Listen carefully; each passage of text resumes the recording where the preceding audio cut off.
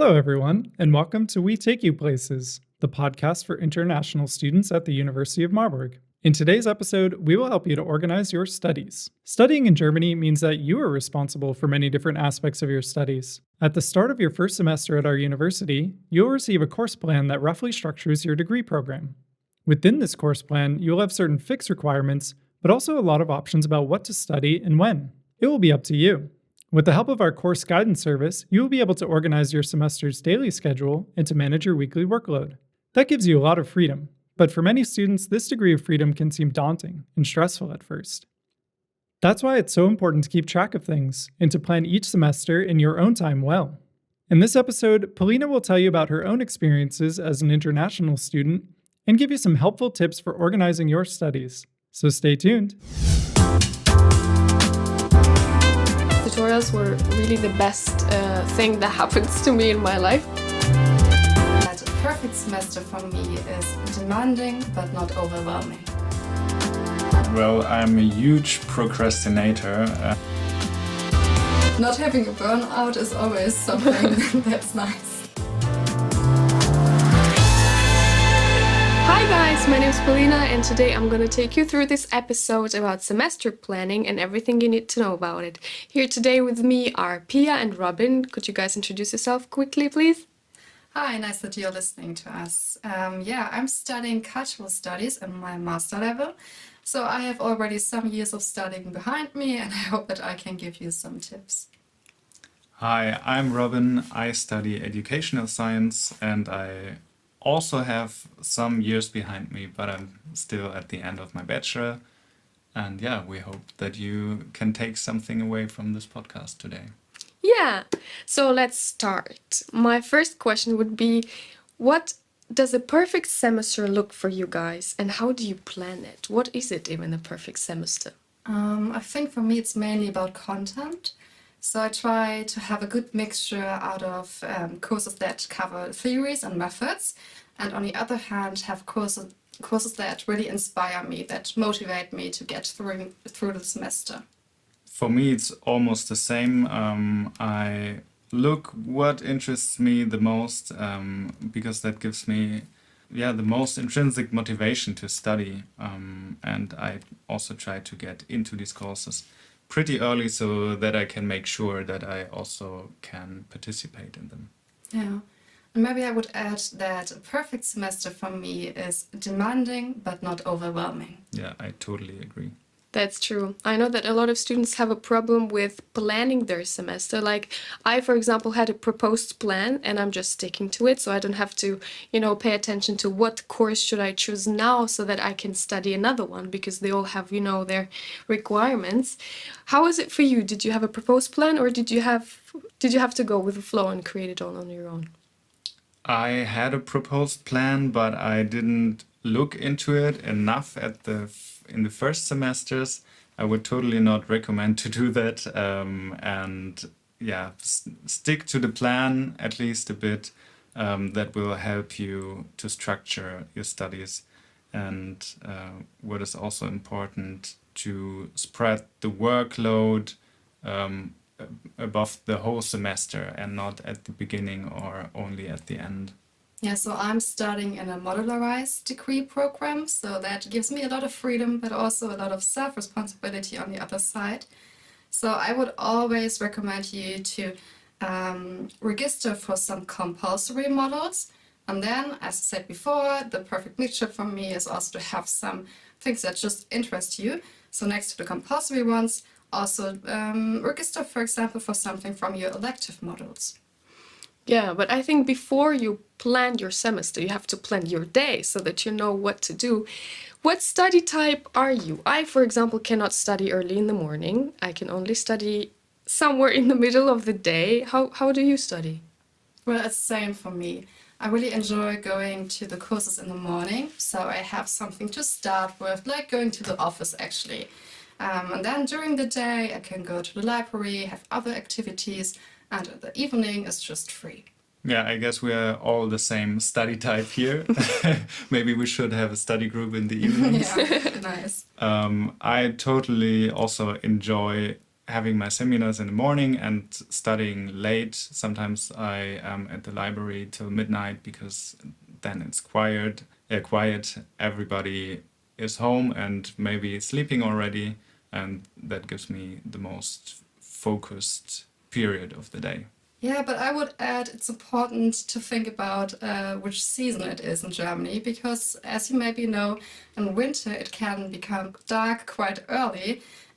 So it's nice to have lectures, for example, at 6 p.m. in the summer term, but in winter I really don't like going out of the house when it's already dark.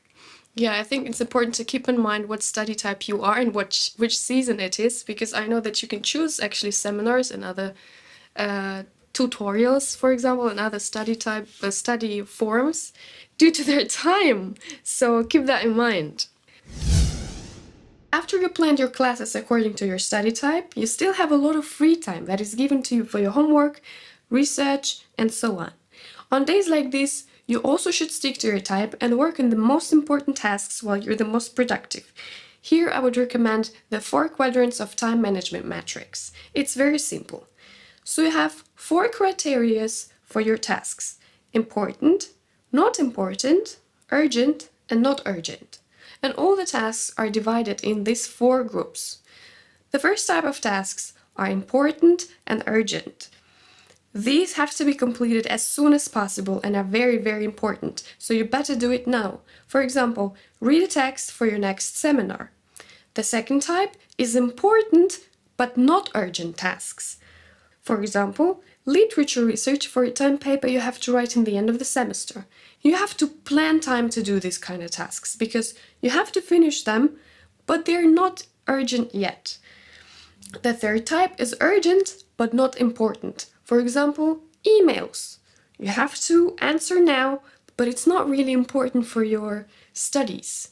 So you better also plan a time when you can do it so you can finish it, but not too much time so that you can finish all the important tasks of this day. And the last but not least, not urgent and not important tasks. For example, cleaning all the windows in your apartment even though they're not dirty instead of studying. This is what I do all the time. Tasks like this are really the kings of procrastination.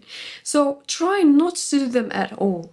This method will help you set your priorities right and have enough time to complete them. This will also help you fight procrastination. And now that you identified your study type and set the amount of work you have to do and assigned the tasks according to the 4 quadrant rule that I just introduced, start working. Better study 8 to 10 hours a day so that your brain can remember everything and so that you complete all the tasks in the right time. So now that you identified your study type, how much time do you have to study per day? How much do you study per day? Well, do we have to pretend or tell the truth? The truth. But I think it's different each day. So I personally like having 1 day per week where I don't have any courses, so I can go to the library and really focus on what I have to do. So reading my texts, preparing presentations, and so on. Because for me, it's sometimes difficult to concentrate if I only have 2 hours until the next activity. Yeah, I'm not that 1 day in a week person. I think I like it more spread during the week and to read, before my seminars mostly the texts because then I remember the best what is in my literature. So I read, if I have several seminars during the week, I read almost every day. So it's important to start early and not get burnt out. Don't you agree? Yeah, of course. Not having a burnout is always something that's nice. That's true. But as I said, you have to stick to your routine and start early with your homework and research. And the first problem that comes to my mind when you set up your routine is procrastination. I think is a big problem for everyone. And how do you guys fight it?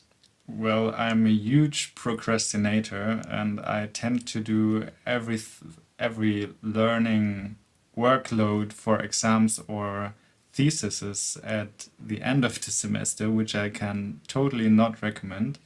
But to get focused, I like to use the Pomodoro method. where I would start with 20 minutes of studying, then having a 5-minute break, and then again 20 minutes. And like that, I can dive into the topic, and yeah, it doesn't seem like a huge mountain of learning workload. Yeah, I also like this method a lot. And if you search for it, you can also find themed versions like a Harry Potter Pomodoro method. So, yeah. That's nice. I should look So, into that. yeah, I would say there's a lot going on during the semester. So, you have parties, events, getting to know other people. So, I would always say block certain times during the week where you will sit at your desk and just try to start something. Me personally, I like going to the library to have the right work atmosphere. Yeah, but for me, it's very hard to start. Just to sit in, open your laptop, and start working.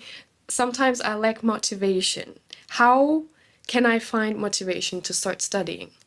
I would say what helps me the most is start very small. So at the beginning, I sometimes tell myself, okay, do just 1 hour, do something, do one little start. So I will accomplish that task. And the next day, I feel so motivated because I accomplished a task yesterday that I'm much more motivated to Yeah. start on this following day. Exactly. It's important to reward yourself too. To keep going, right? So we all agreed that it's very important to start early and have your routine of studying, and it's important to start preparing for your exams, presentations, seminars, papers, researches, I don't know, whatever.